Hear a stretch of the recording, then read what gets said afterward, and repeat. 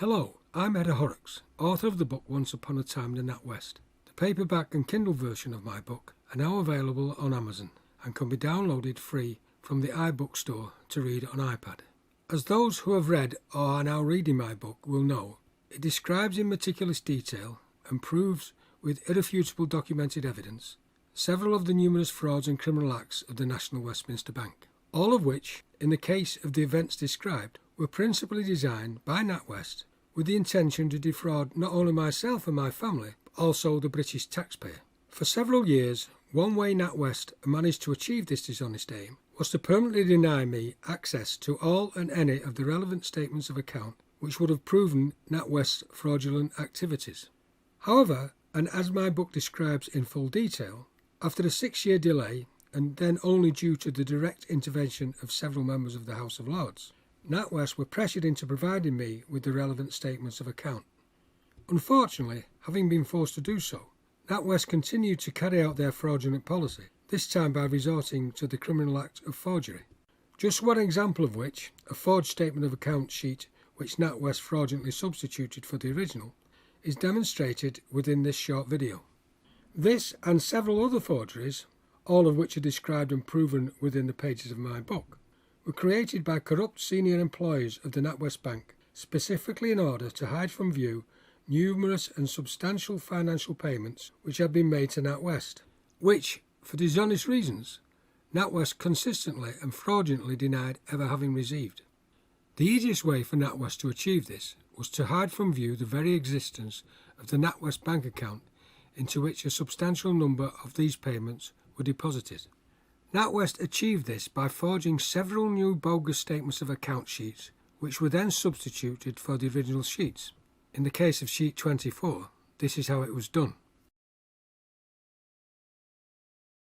This is an A4 photocopy of an original and genuine NatWest statement of account sheet for a NatWest account which ends in 636. Sorry for the poor photocopying, but this is how the sheets were eventually supplied to me by NatWest. To better show the relevant details, here the top and the bottom of the page are shown together. As can be seen, this particular sheet is sheet number 24.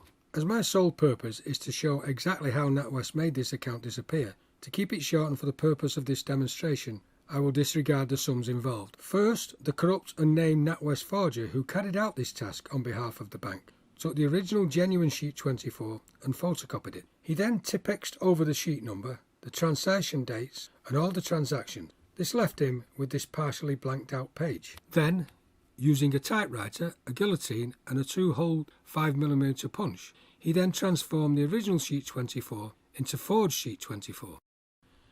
This produced the result which he desired, namely the complete disappearance of this account and all its contents.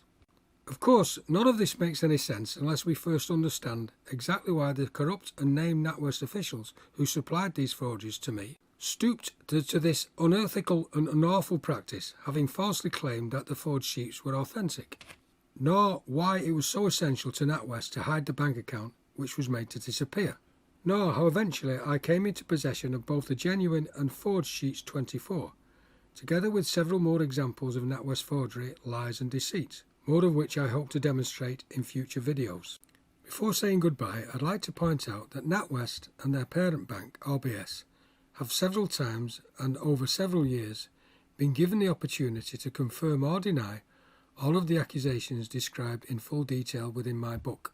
I am sorry to say that no such confirmation or denials have ever been received. For more information and to see the continuing story of ongoing NatWest corruption and dishonesty, please go to my website www.hehpublishing.co.uk. Thank you for watching.